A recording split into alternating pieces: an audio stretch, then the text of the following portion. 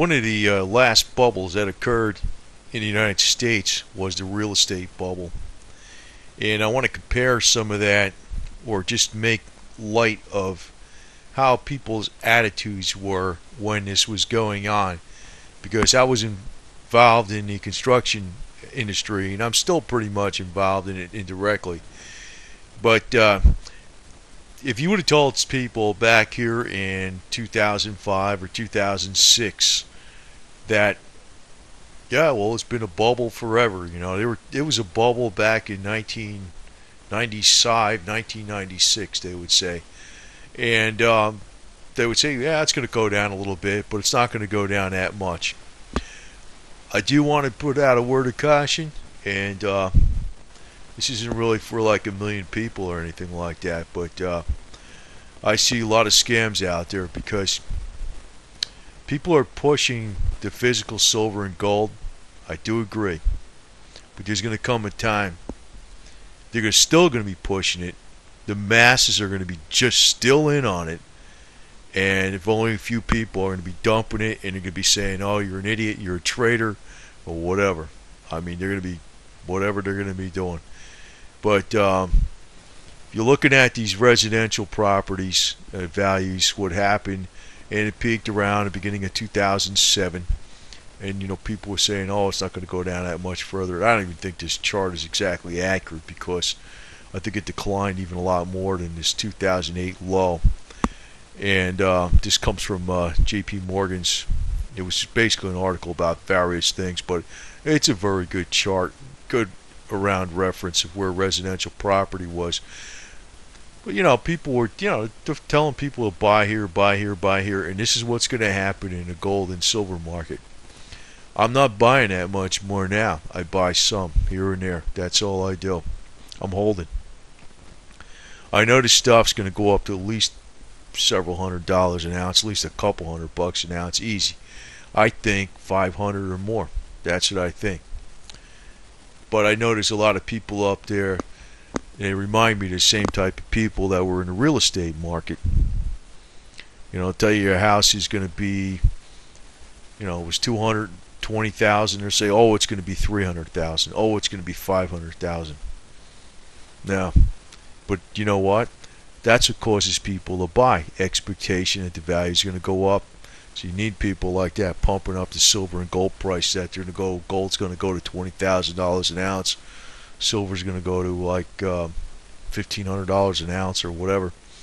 You need people like that. They're useful. But me, I don't see them as honest. I'm not really. I don't think so. I don't think so. And I did make that case for the demand destruction. Now, you can make the same kind of case for houses versus you can for silver. House has value, doesn't it? I mean, people use it. It has a utilitarian value. Everybody needs a house, right? If the person doesn't pay the mortgage on a house, or the person doesn't own a house or whatever, the person has to rent. So property always has value. You can never lose. It'll never go down to nothing. You can make the same exact arguments. You can make the same exact arguments. It's something vital. It's something vital to the economy. The real estate market is 25% of the entire economy when you consider construction and all the supporting industries that are around it. And that's about approximately right. It's even more than that. You can't lose. If it goes down, the United States goes down. But you have a real hard asset. It's got the same kind of arguments as the precious metals. And there's going to come a time, not now, because I think the precious metals got to go up at least 10 times. I'm saying that, at least 10 times from where they are now, before they start, they're hitting the top. I think more like 20 times on the silver. But you're going to still hear this garbage about the price is going to go to the moon, even when it's up there. And that's what I think. It's going to happen very quickly, and it's going to happen very suddenly. And people should not be afraid to sell. But most people are going to get it wrong, so obviously you want to be in a small group that gets it right. Most people are going to get it wrong. But just remember this lesson of residential property. because every single expert out there, I've been in business for 40 years in this market. That's what they'll tell you. I've been in this business for 40 years.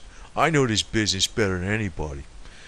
Yeah, well, you know what? The ones that are in business for 40 years got it wrong. I've been an investor in this type of thing. I know everything there is about all the appraisals. And you know what? Everybody got it wrong. And that's what you're going to see about all the precious metal experts too. I think a lot of them are going to steer people wrong when this thing gets near the top. I think it's going to go up a hell of a lot, but sometimes I wonder about some of these really super astronomical predictions, because demand destruction has to come into play. And you can see that what happened in the real estate market. Demand destruction came into play too, big time. Even though everybody has to live someplace, right? Well, you know what? Somehow, I'll point out some of these facts because some of them I found it very interesting. Talking about the U.S. housing starts experienced the largest decline in 27 years. These were 27 stats about what happened in the real estate market, right? This is kind of a little bit of an older article, but not. It's still pertinent, you know.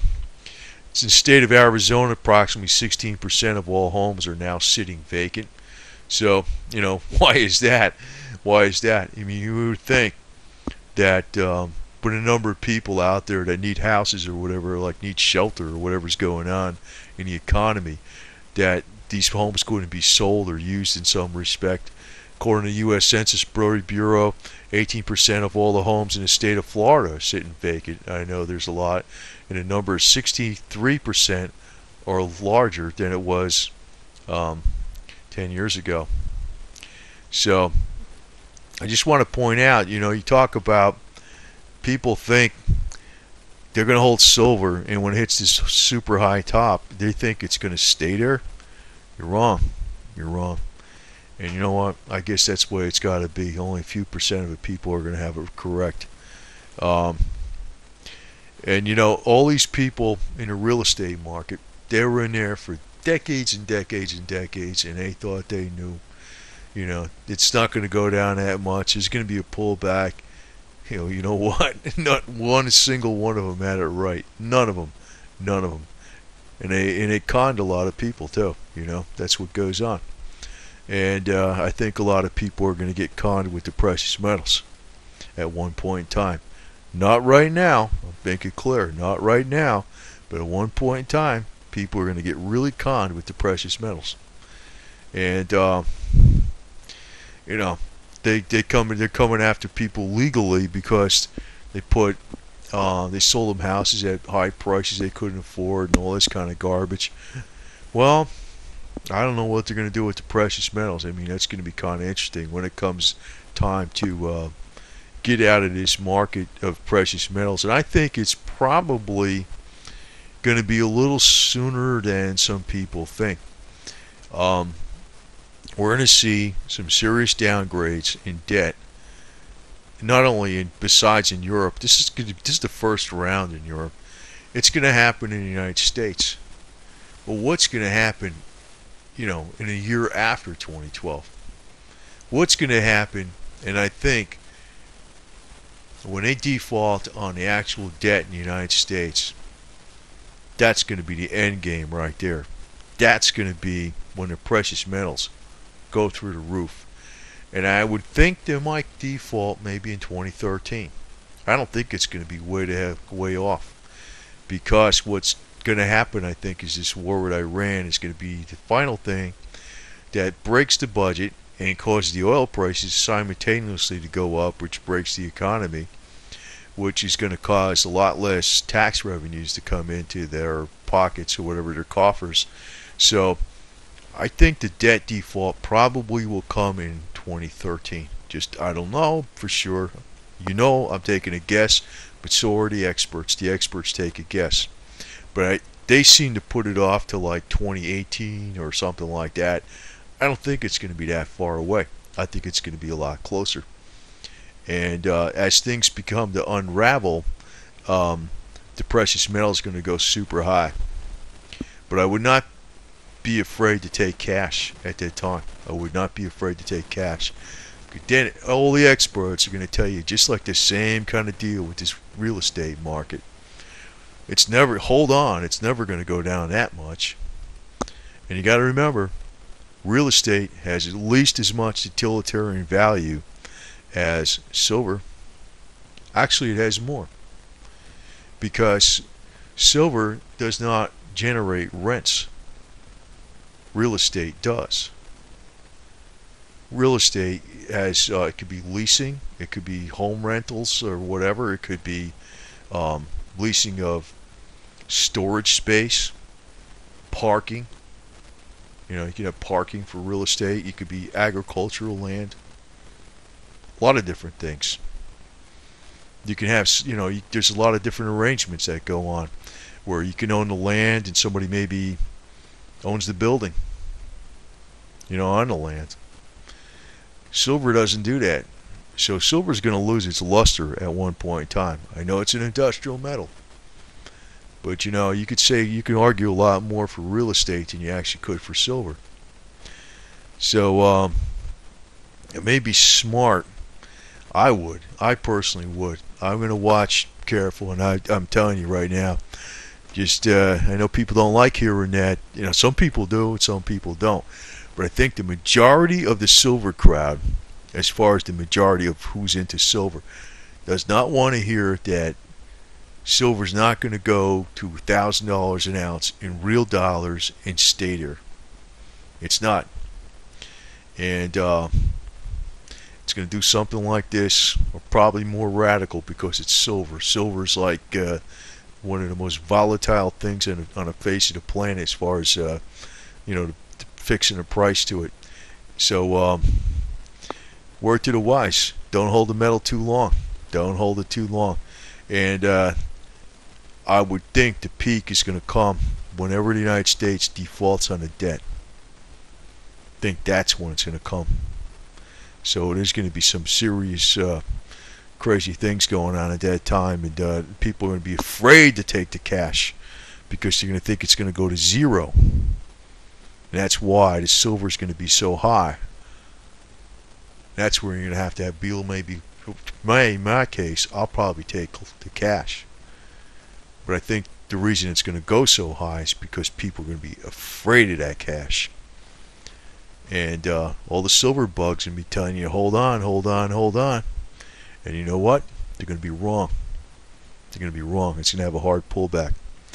So, but I guess that's an advice that's more for the minority, because the majority always gets it wrong. You know, that's the reason you have stuff like this. The majority are in here. You know, maybe we're right around here in silver. We got to go all the way up here yet.